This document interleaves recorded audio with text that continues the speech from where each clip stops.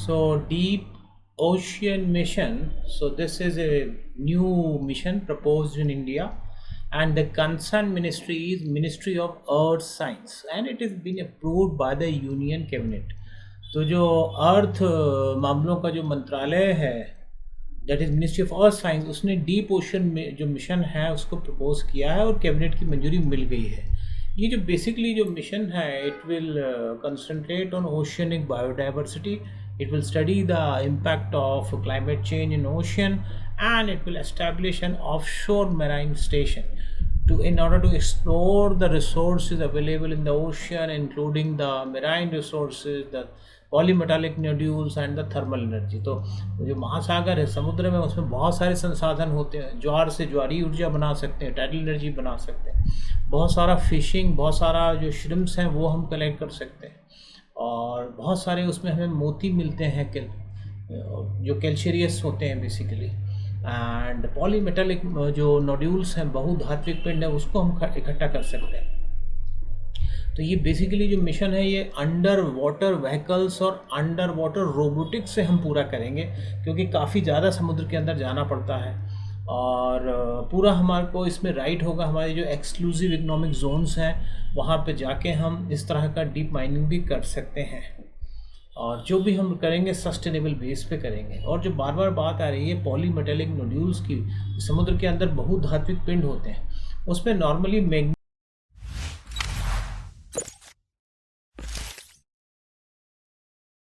92, हम देखते हैं कि 92.6 मिलियन टन के आसपास उसमें जो है मैग्नीज हो सकता है, काफ़ी ज़्यादा मैग्नीज होता है। इसके अलावा निकल, कॉपर और कोबाल्ट भी होते हैं, और इसी बहाने हम जो है डीप ओशन सर्वे हमारा होगा इस मिशन के थ्रू। एनर्जी कितना टैप कर सकते हैं, जो सदर्न जो ओशन है उसमें जो क्रिल फिशरी है उसको भी हम फ़ायदा उठा सकते हैं।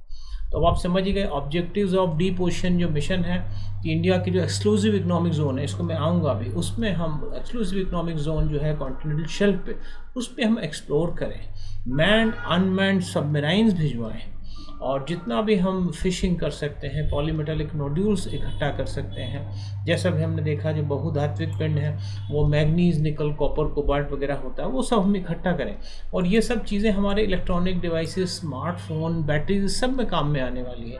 बहुत सारा फिशरीज़ कर सकते हैं, ऑयल प्रोडक्शन कर सकते हैं। जो क्रिल फिशरी की बात चल रही है, ये सदर्न ओशन में पाई जाती है। एक प्रकार के जो श्रिम्प लाइक मेराइन एनिमल्स होते हैं, इन क्रिल कहते हैं। तो बड़ा एम्बिशियस मिशन है मिनिस्ट्री ऑफ अर्थ साइंस का, वो इसके लिए नोडल है।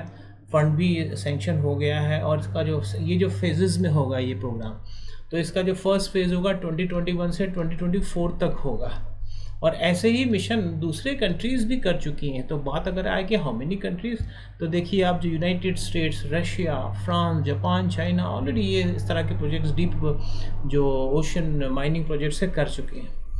तो हमारा जो डीप ओशन है किसी और के एक्सक्लूसिव इकोनॉमिक जोन में नहीं होगा, ये इंडिया के एक्सक्लूसिव इकोनॉमिक जोन में होगा। मैन अनमैन्ड सबमराइन्स का हम यूज़ करेंगे, पॉलीमेटालिक नोड्यूल्स हम इसमें इकट्ठा करेंगे, जो हमारे जो हर तरह से हमारे स्मार्टफोन और बाकी चीज़ों में हमारे यूज़ आए। और देखिए किसी भी कंट्री के आसपास इस तरह का जो एरिया होता है उसको एक्सक्लूसिव इकोनॉमिक जोन कहते हैं। और ये देखिए हमारे वेस्टर्न साइड के जो कॉन्टिनेंटल शेल्फ है, और ये ईस्टर्न साइड का जो कॉन्टिनेंटल शेल्फ है, एक्सक्लूसिव इकोनॉमिक जोन।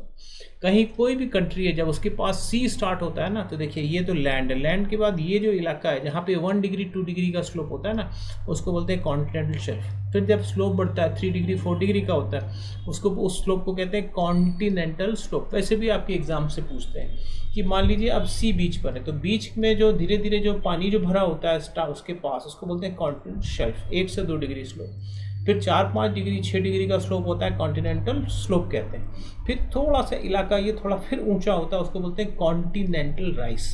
और उसके बाद जो एक इलाका होता है जो ऑलमोस्ट फ्लैट टाइप का होता है, उसको बोलते हैं एबेसल प्लेन। ये एबेसल प्लेन भी कॉम्पिटिटिव एग्जाम में पूछा गया है। तो इंडिया का जो कोस्ट लाइन है 7,500 किलोमीटर लंबी कोस्ट लाइन है, और हमारा इतना एक्सक्लूसिव इकोनॉमिक जोन है।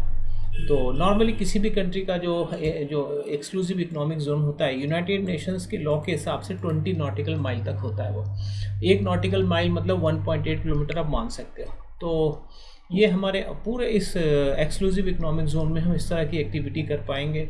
तो इंडिया को जिससे जो जो जो कंप्यूटर चिप्स हैं और बहुत स्मार्टफोन्स हैं, सोलर पैनल बैटरीज हैं, उसके लिए हमको जो मेटल्स हैं वो इजीली मिलेंगे। तो एक बहुत ही एम्बिशियस प्रोग्राम है, बहुत अच्छा मिशन है, deep ocean mission, ministry of earth science का। और आपने देखा कि किस तरह से अब वो इंडिया में वो लॉन्च किया जाएगा नियर फ्यूचर में। Thank you very much.